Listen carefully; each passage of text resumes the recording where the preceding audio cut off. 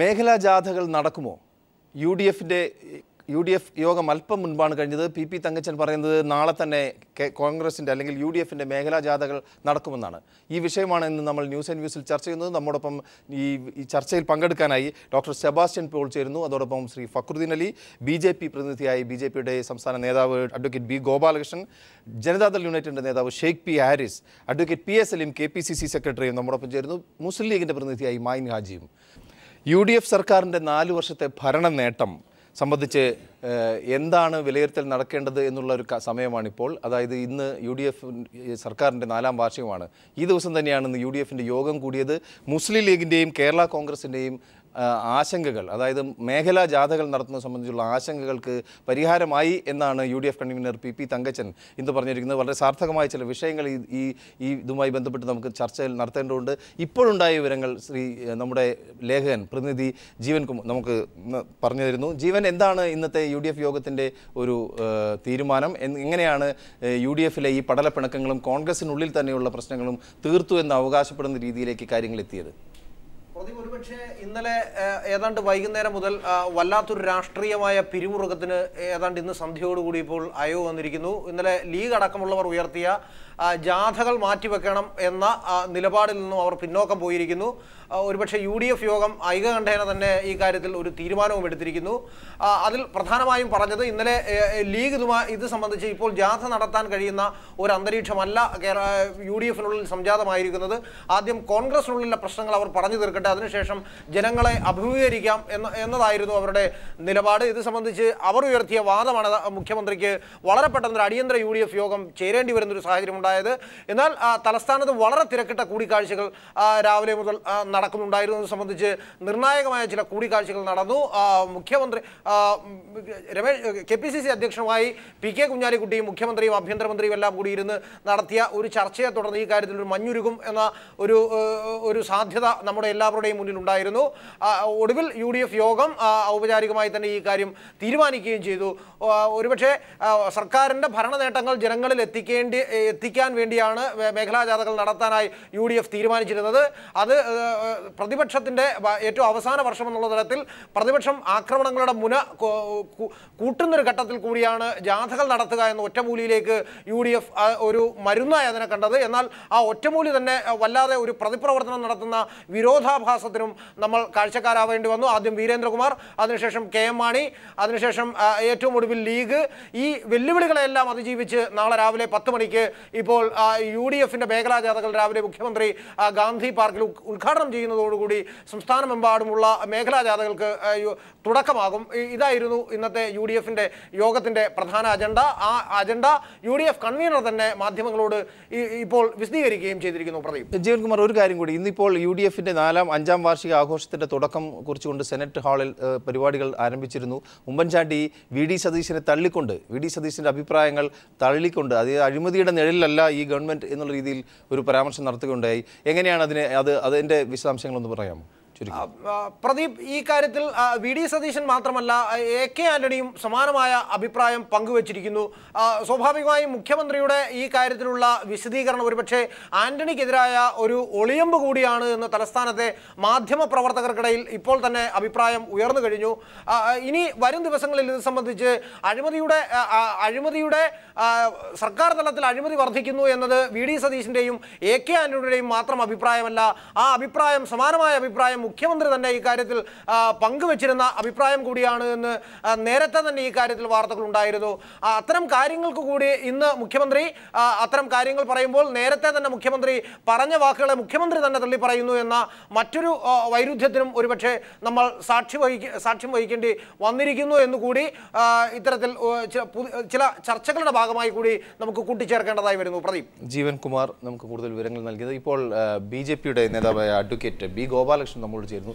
ശ്രീ ഗോപാലകൃഷ്ണൻ, നമുക്കറിയാം അഴിമതി നിറഞ്ഞ ഭരണത്തിനെതിരെ ആ പാർട്ടിയുടെ, അതായത് UDFൻ്റെ നേതൃത്വം വഹിക്കുന്ന കോൺഗ്രസ് പാർട്ടിയുടെ നേതാവ് AK ആന്റണി തന്നെ ശബ്ദം ഉയർത്തിയിരിക്കുന്നു. ഈ ഒരു സാഹചര്യത്തിലാണ് ഒരു മേഖലാ ജാഥകൾ, പല മന്ത്രിമാരും അഴിമതിയുടെ കുരുക്കിൽപ്പെട്ട് കിടക്കുന്നു, ജനങ്ങളെ നേരിടാൻ ഭയപ്പെടുന്നു. ഈ സാഹചര്യത്തിൽ നടന്ന മേഖലാ ജാഥകൾ ഒരു ആശങ്കയിലായി നിൽക്കുന്ന സമയത്താണ് ഇത്തരമൊരു ചർച്ചയ്ക്ക് നമ്മൾ ഒരുമ്പെടുന്നത്. എങ്ങനെ വിലയിരുത്തുന്നു? മേഖലാ ജാഥ കൊണ്ട് പരിഹരിക്കാൻ പറ്റുന്നതല്ല UDFലെ പ്രശ്നങ്ങൾ. UDFിലെ പ്രശ്നം എന്ന് പറയുന്നത് തീർച്ചയായിട്ടും ഒരു നേതൃമാറ്റത്തിലേക്കോ ഈ മന്ത്രിസഭയുടെ പതനത്തിലേക്കോ മാത്രമേ അത് പര്യവസാനിക്കുള്ളൂ എന്നുള്ളതിൽ യാതൊരു സംശയവും എനിക്ക് തോന്നുന്നില്ല. അതല്ലെങ്കിൽ പിന്നെ നേരത്തെ ഉമ്മൻചാണ്ടി പറഞ്ഞല്ലോ, ഈ സർക്കാർ ഒറ്റക്കെട്ടയ്ക്ക്. ഈ സർക്കാർ ഒറ്റക്കെട്ട് എന്ന് പറയുന്നത് ഈ സർക്കാരല്ല, മറിച്ച് അഴിമതിക്കാരെല്ലാം ഒറ്റക്കെട്ട് എന്നാണ് വാസ്തവത്തിൽ പറയേണ്ടത്. 5-ാം വർഷത്തിൽ എനിക്ക് പറയാനുള്ളത് അഴിമതിക്കാരെല്ലാം ഒറ്റക്കെട്ട്. അതുകൊണ്ടാണ് ലീഗും കേരള കോൺഗ്രസും എല്ലാം വളരെ പെട്ടെന്ന് ഉമ്മൻചാണ്ടിയുടെ രക്ഷയ്ക്ക് വേണ്ടി രംഗത്തെത്തുന്നു, ഉമ്മൻചാണ്ടിയെ സഹായിക്കാൻ ശ്രമിക്കുന്നു. കാരണം പൊതുമരാമത്ത് വകുപ്പിലെ അഴിമതിയെക്കുറിച്ച് ഗണേഷ് കുമാർ പറഞ്ഞു, കേരള കോൺഗ്രസിൻ്റെ അഴിമതിയെക്കുറിച്ച് ഐക്കാരും ഏക്കാരും ഒരേപോലെ പറയുന്നു. അപ്പോൾ ഉമ്മൻചാണ്ടിയുടെ അഴിമതിയെക്കുറിച്ച്, സരിതയുടെ കാര്യങ്ങളെക്കുറിച്ച് ഇതൊക്കെ നമുക്ക് നന്നായിട്ട് അറിയാം. അപ്പോൾ അഴിമതി നിറഞ്ഞ ഒരു ഭരണം 4-ാം വർഷത്തിലേക്ക് കടക്കുമ്പോൾ അതിനെ നിലനിർത്താൻ ബാധ്യസ്ഥരായിട്ടുള്ള അഴിമതിക്കാരെല്ലാം ഒറ്റക്കെട്ടായി പോകുന്ന ഒരു സ്ഥിതിവിശേഷമുണ്ട്. പക്ഷേ കേരളത്തിലെ പൊതുസമൂഹത്തിൻ്റെ വികാരം, പൊതുജനങ്ങളുടെ വികാരം, കേരളത്തിലെ വാസ്തവത്തിൽ എനിക്ക് തോന്നുന്നു ബഹുഭൂരിപക്ഷ MLA-മാരുടെ വികാരവും, കാരണം ഇക്കണക്കിന് പോയി കഴിഞ്ഞാൽ പച്ച തൊടില്ല എന്നുള്ളത് ഉറപ്പാണ് UDF ഗവൺമെൻറ്. അപ്പോൾ UDF ഗവൺമെൻറ്റിനെ അടുത്ത പ്രാവശ്യവും ജയിക്കണമെന്ന് ആഗ്രഹിക്കുന്ന MLA-മാർ, അതുകൊണ്ടാണല്ലോ VD സതീശനൊക്കെ ഇങ്ങനെ പറയാനുള്ള കാരണം തന്നെ. 5-ാം വർഷത്തിലേക്ക് കടക്കുമ്പോൾ MLA-മാരിൽ പല ആളുകളുടെയും മനസ്സ് ഇനിയും തുറക്കും. ഈ അഴിമതി ഒരു കാരണവശാലും തടയാൻ കഴിയില്ല എന്ന് MLA-മാർക്കറിയാം, പല മന്ത്രിമാർക്കറിയാം. കാരണം അഴിമതി നിറഞ്ഞു നിൽക്കുന്ന മുഖ്യമന്ത്രിയും അഴിമതി കൈകാര്യം ചെയ്യുന്ന മന്ത്രിമാരും അഴിമതിയിൽ മാത്രം മുങ്ങി നിൽക്കുന്ന ഘടകകക്ഷികളും അവരാണ് ഈ സർക്കാരിനെ താങ്ങി നിർത്തുന്നത്. നോക്കൂ, ആരാണ് മേഖലാ ജാഥ ഉദ്ഘാടനം ചെയ്യാൻ പോകുന്നത്? എനിക്ക് വളരെ വിഷമകരമായി തോന്നുകയാണ്. മേഖലാ ജാഥ ഉദ്ഘാടനം ചെയ്യാൻ പോകുന്നത്, എറണാകുളം മേഖലാ ജാഥ ഉദ്ഘാടനം ചെയ്യാൻ പോകുന്നത് KM മാണിയാണ്. അപ്പോൾ KM മാണി ഉദ്ഘാടനം ചെയ്യാൻ പോകുന്ന ഒരു അഴിമതി വിരുദ്ധ ജാഥ എന്ന് പറയാൻ സാധിക്കുമോ? ഈ മധ്യമേഖലാ ജാഥ എന്ന് പറഞ്ഞാൽ അഴിമതിക്കാർ നയിക്കുന്ന അഴിമതിക്ക് വേണ്ടിയുള്ള ജാഥയാണ്. ആ ജാഥ ഈ നാട്ടിലെ ജനങ്ങളുടെ വികാരവും വിചാരവും ഈ ജാഥയ്ക്കെതിരാണ്, UDFിനെതിരാണ്, MLA-മാർക്കെതിരാണ്, മന്ത്രിമാർക്കെതിരാണ്. അവർ തീർച്ചയായിട്ടും ജനങ്ങൾ പ്രതികരിക്കാൻ തുടങ്ങിയിരിക്കുന്നു. അഡ്വക്കേറ്റ് ഗോപാലകൃഷ്ണൻ ഒന്ന് ഇടപെട്ട് ചോദിച്ചോട്ടെ. അതായത് ഇത്രയും വിവാദങ്ങളും പ്രശ്നങ്ങളും അഴിമതി വിഷയങ്ങളും ഒക്കെ ഉണ്ടായിട്ടും മുഖ്യമന്ത്രി ഉമ്മൻചാണ്ടി പറയുന്ന ഒരു പ്രധാന പോയിന്റ് ഇന്നലെയും പറഞ്ഞത്, അതായത് സർക്കാരിൻ്റെ പ്രതിച്ഛായ തീരുമാനിക്കേണ്ടത് ജനങ്ങളാണെന്നാണ്. അതുകൊണ്ട് എന്ത് കാരണം കൊണ്ടും ജനങ്ങളുടെ ഇടയിലേക്ക് തെരഞ്ഞെടുപ്പുമായി ബന്ധപ്പെട്ട് പോകുന്നത് വരെ യാതൊരു വിധത്തിലും അഴിമതിയോ അതുമായി ബന്ധപ്പെട്ട യാതൊരു പ്രശ്നങ്ങളിലോ ഞങ്ങൾക്ക് യാതൊരു വിധത്തിലും ഒരു തീരുമാനം എടുക്കേണ്ട ആവശ്യമില്ല, ഇറങ്ങിപ്പോകേണ്ട കാര്യമില്ല എന്ന് സൂചനയാണ്. അത് തീർച്ചയായിട്ടും 5 വർഷം പൂർത്തീകരിക്കാൻ അല്ലെങ്കിൽ 4 വർഷം പൂർത്തീകരിക്കാനുള്ള ഒരു തട്ടിപ്പ്, അല്ലാതെ എന്താ ഒരു തട്ടിപ്പെന്നല്ലാതെ അതിനെന്ത് പറയാനാ? ജനങ്ങൾ അധികാരത്തിൽ കയറ്റിയത് അഴിമതിയില്ലാതെ ഭരിക്കാനാണ്. ഇപ്പോൾ അഴിമതിയുടെ കാര്യം ഇവിടുത്തെ ഇടതുപക്ഷമോ BJPയോ അല്ലെങ്കിൽ വേറെ ആരോ അവരൊന്നുമല്ല സംസാരിച്ചിട്ടുള്ളത്. അഴിമതിയുടെ കാര്യം പറഞ്ഞതാരാ? കോൺഗ്രസ്സുകാർ തന്നെ അഴിമതിയുടെ കാര്യം പറയുന്നു. AK ആന്റണി അഴിമതിയുടെ കാര്യം പറയുന്നു, VD സതീശൻ അഴിമതിയുടെ കാര്യം പറയുന്നു, ഉമ്മൻചാണ്ടി തന്നെ അഴിമതിയുടെ കാര്യം പറയുന്നു. അപ്പോൾ അഴിമതി നിറഞ്ഞ ഭരണമാണ് ഇവിടെ നടക്കുന്നത്, UDFിൻ്റെ ഭരണം നടക്കുന്നത് എന്ന് കോൺഗ്രസ്സുകാർ തന്നെ പറയുന്നു. പിന്നെ അടിസ്ഥാനപരമായ ഒരു പ്രശ്നം എനിക്ക് തോന്നുന്നു, ഞാൻ എൻ്റെ വളരെ ഓപ്പണായിട്ട് പറയാൻ ആഗ്രഹിക്കുകയാണെങ്കിൽ, ഈ ഭരണം മാറ്റുവാനുള്ള ഒരു ശ്രമം ഇടതുപക്ഷത്തിൻ്റെ ഭാഗത്തുനിന്ന് കാര്യമായി വരുന്നില്ല എന്നുള്ളതാണ് ഉമ്മൻചാണ്ടിയുടെ ആശ്വാസം. 2 പേരെ മാത്രം വെച്ചുകൊണ്ടാണ് ഈ സർക്കാർ വന്നത്. ഈ 2 പേരുടെ പിൻബലത്തിൽ വന്ന ഈ സർക്കാരിനെ എന്നേ നിലംപരിശാക്കാമായിരുന്നു, അല്ലെങ്കിൽ എന്നേ ഈ സർക്കാരിനെ ഇല്ലാതാക്കാമായിരുന്നു. അവിടെ അഴിമതിയെ എതിർക്കുന്നുണ്ടെങ്കിൽ പോലും ഫലപ്രദമായിട്ട് മുഴുവൻ പ്രതിപക്ഷ കക്ഷികളെയും വികസനം ആഗ്രഹിക്കുന്നവരെയും അതൊക്കെ മനസ്സിലാക്കിക്കൊണ്ട് അവരെല്ലാം ഒരുമിപ്പിച്ച് നിർത്തി ഈ അഴിമതിക്കെതിരെയുള്ള പോരാട്ടം നടത്താൻ ബാധ്യസ്ഥരായ പ്രതിപക്ഷം അത് ചെയ്യുന്നില്ല എന്നുള്ള ദുഃഖകരമായ സത്യം നിലനിൽക്കുന്നു. അതുകൊണ്ട് ഉമ്മൻചാണ്ടിക്ക് അത് പറയാം. തിരിച്ചു വരാം. ശ്രീ ഫക്രുദ്ദീൻ അലി ചേരുന്നു. ഫക്രുദ്ദീൻ അലി, ഈ UDF ഗവൺമെൻറ്റിൻ്റെ സർക്കാരിൻ്റെ സാന്നിധ്യം ഇപ്പോൾ പത്രപരസ്യങ്ങളിൽ മാത്രമായി ഒതുങ്ങി നിൽക്കുന്നു എന്നുള്ള അവസ്ഥയിലേക്ക് വിമർശനങ്ങൾ വരുന്നു. പത്രപരസ്യങ്ങൾ മാത്രമല്ല, സരിതയുടെ പത്രസമ്മേളനങ്ങളിലൂടെ അതുപോലെ തന്നെ ഉമ്മൻചാണ്ടി നടത്തുന്ന ചില മഹാമഹങ്ങളിലൂടെ എല്ലാം വരുന്നുണ്ട്. പക്ഷേ ഇതിൻ്റെ ഒരു പ്രധാനപ്പെട്ട കാര്യം നമ്മൾ മനസ്സിലാക്കേണ്ട ഒരു കാര്യം, ഒത്തിരി ഒരു സന്തുലിതമായി നോക്കുന്ന സമയത്ത് കഴിഞ്ഞ ഒരു നിയമസഭാ ഇലക്ഷൻ മുമ്പുള്ള ഇലക്ഷനുകൾ പോലെ ആയിരുന്നില്ല. പൊതുവെ നമ്മൾ 5 വർഷം LDF ആയിരിക്കും, 5 വർഷം കഴിഞ്ഞ് ജനങ്ങൾ നല്ലൊരു മെജോറിറ്റി കൊടുത്തോട്ട് UDFിനെ കൊണ്ടുവരും, പിന്നെ LDF വരും, അങ്ങനെ ആയിരുന്നു പോയിക്കൊണ്ടിരുന്നത്. എന്നാൽ കഴിഞ്ഞ തവണ ജനങ്ങൾ ഭരണ തുടർച്ച ആഗ്രഹിച്ചിരുന്നു. LDFിലുള്ള പഠനപ്പിണക്കങ്ങൾ മൂലവും LDFിലുള്ള പ്രശ്നങ്ങൾ മൂലവും ചില സീറ്റുകളിൽ തോറ്റുപോയതുകൊണ്ട് മാത്രമാണ് ഇവർക്ക് അധികാരത്തിൽ എത്താൻ പറ്റിയത്. അപ്പം ഈ ഒരു യാഥാർത്ഥ്യം തിരിച്ചറിഞ്ഞുകൊണ്ട് തന്നെയാണ് ഉമ്മൻചാണ്ടി ഭരണരംഗത്ത് ഇറങ്ങിയത്. സ്വാഭാവികമായിട്ട് നമ്മൾ ഇടതുപക്ഷം കൊണ്ടുവന്നിട്ടുള്ള ഇടതുപക്ഷം ഒരു കണ്ടിന്യൂറ്റി പോസിബിൾ ആക്കിയിട്ടുണ്ടായിരുന്ന ഈ പറയുന്ന മെട്രോ റെയിൽ, അതുപോലെ തന്നെ ഈ ടീകോം പദ്ധതി, സ്മാർട്ട് സിറ്റി പദ്ധതികളെല്ലാം തന്നെ കൊണ്ടുപോകാനൊരു ശ്രമം ഉമ്മൻചാണ്ടിയുടെ ഭാഗത്തുണ്ടായിരുന്നു. അതുപോലെ തന്നെ ഈ കാരുണ്യ ലോട്ടറി നല്ലൊരു ഇനീഷ്യേറ്റീവായിരുന്നു. എന്നാൽ നമ്മൾ കാണുന്നത് ഇതിനെല്ലാം മറികടക്കുന്ന രീതിയിലുള്ള അഴിമതി ആരോപണങ്ങളാണ്, വിവാദങ്ങളാണ്. വർഗീയതയായിട്ട് ബന്ധപ്പെട്ട 5-ാം മന്ത്രി വിവാദം തൊട്ട് MLA ഹോസ്റ്റൽ പിന്നെ ബ്ലൂ ഫിലിം എടുത്ത ആളുകൾ വന്ന് താമസിച്ച വിവാദം തൊട്ട് രമേശ് ചെന്നിത്തലിനെ മന്ത്രിയാക്കിയത് തൊട്ട് ഗണേഷിൻ്റെ പേര് വന്ന വിവാദം തൊട്ട് വിവാദങ്ങൾ അഴിമതിയാണ്. എവിടെ തൊട്ടാലും അഴിമതിയാണ്. കേരളത്തിൻ്റെ ചരിത്രത്തിൽ ആദ്യമായിട്ട് ബജറ്റ് വിറ്റു എന്ന രീതിയിലത്തെ ഒരു ആരോപണങ്ങളാണ്, ക്രെഡിബിൾ ആയിട്ടുള്ള ആരോപണം. ഇന്ന് പമ്പിളി പോയിട്ട് മൊഴി കൊടുത്തിരിക്കുകയാണ്, നുണപരിശോധനയ്ക്ക് വിധേയനായി. അപ്പോൾ എന്താണ് ഞാൻ പറഞ്ഞു വരുന്നതെന്ന് വെച്ചാൽ, ചില കാര്യങ്ങളൊക്കെ ഉമ്മൻചാണ്ടി ഈ ഗവൺമെൻറ് ചെയ്യാൻ ശ്രമിച്ചിട്ടുണ്ടെങ്കിൽ പോലും അതൊന്നും ഫലപ്രാപ്തിയിൽ എത്താൻ പറ്റിയിട്ടില്ല. മാത്രമല്ല അടിമുടി അഴിമതി ഗ്രസിച്ച, ഇതുവരെ കേരളം കണ്ടതിൽ വെച്ച് ഏറ്റവും കൂടുതൽ അഴിമതി ഗ്രസിച്ച ഒരു മന്ത്രിസഭയായി മാറി എന്നുള്ളതാണ് ഏറ്റവും വലിയ പ്രശ്നം. പിന്നെ രണ്ടാമത്തെ കാര്യം, ഇവിടെ ഗോപാലകൃഷ്ണൻ പറഞ്ഞുകൊണ്ട് എനിക്ക് വിയോജിപ്പുള്ളത്, ഒരു കാലഘട്ടത്തിൽ CPM അല്ലെങ്കിൽ LDF അധികാരത്തിലിരിക്കുന്ന ഒരു കക്ഷിനെ BJPയുടെ സ്റ്റൈലിൽ ചാക്കിട്ട് പിടിച്ചുകൊണ്ട് അതിനെ മാറ്റി സ്വയം സ്ഥാപിക്കാനുള്ള ആർത്തി ഇടതുപക്ഷം കാണിച്ചിട്ടില്ല. എന്നാൽ ഫലപ്രദമായി കുറച്ചുകൂടി നന്നായി സമര രംഗത്ത് വരാമായിരുന്നു എന്നുള്ള അഭിപ്രായം എനിക്കുണ്ട്. അല്ല, ഈ അഴിമതി ഭരണസ്തംഭനം, അതുപോലെ വികസന മുരടിപ്പ്, ഇതെല്ലാം കൂടി ഒരുമിച്ച് വന്ന ഒരു വല്ലാത്തൊരു പിന്നോട്ടടി നമ്മുടെ സമൂഹത്തിൽ ഉണ്ടായിട്ടുള്ളതായിട്ട് ശ്രദ്ധപ്പെട്ടിട്ടില്ലേ? ഒരു മരവിപ്പുണ്ട് എല്ലാ രംഗത്തും. ആ മരവിപ്പിന് ഒരു പ്രധാനപ്പെട്ട കാരണം എന്ന് വെച്ചാൽ ഈ രീതിയിലുള്ള വിവാദങ്ങൾ തന്നെയാണ്. പിന്നെ അത് മാത്രമല്ല, ഈ ഇപ്പോൾ തോമസ് ഐസക്കിൻ്റെ കാലഘട്ടത്തിൽ നമ്മൾ കണ്ടിരുന്ന ഒരു കാര്യം എന്ന് വെച്ചാൽ, ധനമന്ത്രി കാര്യമായിട്ട് ഇടപെട്ടുകൊണ്ട് ഖജനാവ് നിറയ്ക്കാനുള്ള ശ്രമം ഉണ്ടായിരുന്നു, കിട്ടാത്ത നികുതികൾ പിരിച്ചെടുക്കുക. ഇതങ്ങനല്ല, നികുതി ആരെങ്കിലും പിന്നെ പിഴ കൊടുക്കാനുണ്ടെങ്കിൽ അവരായിട്ട് കോംപ്രമൈസ് ചെയ്തുകൊണ്ട് പിന്നെ ധനമന്ത്രി ഉൾപ്പെടെയുള്ള ആളുകൾ കാശ് മേടിച്ചുകൊണ്ട് ആ രീതിയിൽ ഒരു കോംപ്രമൈസ് നടത്തുന്നു. നമ്മൾ ഈ ഇന്നത്തെ ചർച്ചയിൽ ഈ മേഖലാ ജാഥകളെ കുറിച്ചുണ്ടല്ലോ, KM മാണിയുടെ സമ്മർദ്ദത്തിന്, ധനമന്ത്രി എന്ന് പറഞ്ഞുകൊണ്ട് അതിലേക്ക് വരികയാണ്, KM മാണിയുടെ സമ്മർദ്ദത്തിന് വഴങ്ങിയിട്ടാണ് എല്ലാ കാര്യങ്ങളും നടക്കുന്നത് എന്നുള്ളൊരു അവസ്ഥയിലേക്ക് എത്തിയിരിക്കുന്നു. അല്ല, സ്വാഭാവികമായിട്ടും ഇതിൻ്റെ പ്രശ്നം വെച്ചാൽ ധനവകുപ്പാണല്ലോ ഈ അലോക്കേഷൻസ് നിർണ്ണയിക്കുന്നത്. മാത്രമല്ല, ഈ ഒരു വളരെ തിൻ മെജോറിറ്റി പോകുന്ന സമയത്ത് മാണി വളരെ നിർണായകമായ ഫാക്ടറാണ്. മാത്രമല്ല, മാണിക്കൊരു കോക്കസ് ഉണ്ട്. ഏത് മുന്നണി ഭരിച്ചു കഴിഞ്ഞാൽ ഈ ബ്യൂറോക്രസിയായിട്ട് ബന്ധപ്പെട്ടിട്ട് IAS IPS ഉൾപ്പെടെയുള്ള ആളുകൾ മാണിക്കൊരു കോക്കസ് ഉണ്ട്. നരേന്ദ്രമോദിയോട് വരെ വളരെ അടുപ്പമുണ്ടെന്ന് എന്നാണ് പറയപ്പെടുന്നത്. ഇയാളെ പിടിച്ചിട്ട് മറ്റേ പിന്നെ ഈ ടാക്സ് കമ്മീഷന്റെ ചെയർമാനാക്കേണ്ട ആവശ്യമില്ലല്ലോ, കമ്മിറ്റിയുടെ ചെയർമാനാക്കണ്ടില്ല. മര്യാദക്ക് ഇംഗ്ലീഷ് പോലും പറയാൻ അറിയില്ല. അരുൺ ജെയ്റ്റ്ലി പോലും ഓരോ ചോദിച്ചപ്പോൾ ഞാൻ പറഞ്ഞു എന്താ വെച്ചാൽ, എല്ലാ അർത്ഥത്തിലും എങ്ങനെ കാശുണ്ടാക്കുന്നതിനെ പറ്റി ഗവേഷണം നടത്തുന്ന ആളാണ് മാണി. ആ മാണിയുടെ സംബന്ധിച്ച് ഇപ്പോഴും വഴങ്ങുന്നത് എനിക്ക് അത്ഭുതമായി തോന്നുകയാണ്. കാരണം ആന്റണി വരെ ഇവിടെ അഴിമതിയുണ്ട്, അഴിമതിയുടെ പ്രശ്നങ്ങളുണ്ട് എന്ന് ചൂണ്ടിക്കാണിച്ചിട്ടും പിന്നെ ഇയാളുടെ മുന്നിൽ പിന്നെ മുട്ടുകുത്തുന്നത്, നാളെ ഇവർക്ക് ഇവിടെ ഭരിക്കണമെന്ന് യാതൊരു താല്പര്യമില്ലെന്ന് എനിക്ക് തോന്നുന്നു. കാരണം ഇവരെ ഗ്രൂപ്പ് കളി കൊണ്ട് തന്നെ ആയിരിക്കും. അല്ലെങ്കിൽ ഈ ഒരു 11ാമത്തെ മണിക്കൂറിൽ ഈ രീതിയിലുള്ള സമീപനം, ഒരു ജാഥ പ്രഖ്യാപിക്കുക, അത് 15 മണിക്കൂറിൽ മാറ്റി വെക്കുക എന്ന് പറഞ്ഞാൽ കേരളത്തിലോ ലോകത്ത് എവിടെയോ അല്ല കോമൺ സെൻസ് ഉള്ള ആർക്കെങ്കിലും കേട്ടുകേൾവിയുണ്ടോ? ഒരു നിമിഷം. ഇപ്പോൾ ജനതാദൾ യുണൈറ്റഡിൻ്റെ നേതാവ് ജനറൽ സെക്രട്ടറി ആയി ഷെയ്പി ഹാരിസ് ടെലിഫോൺ ലൈനിൽ ചേർന്നു. അദ്ദേഹമായിട്ടുള്ള ടെലിഫോൺ ബന്ധം കിട്ടിയിട്ടില്ല. ഇനിയും ഇപ്പോൾ ഇന്ന് തന്നെ മുസ്ലിം ലീഗും കേരള കോൺഗ്രസും വല്ലാതെ ആശങ്കയിലായിരുന്നു. ഇത് ഒരു പ്രഹസനമായി പോകും എന്നുള്ളത്. അഡ്വക്കേറ്റ് ഗോപാലകൃഷ്ണൻ, ഈ പ്രഹസനമായി പോകുന്ന ഒരു അവസ്ഥയിലേക്ക് എത്തുന്ന ജാഥകൾക്ക് എന്ത് പ്രസക്തി?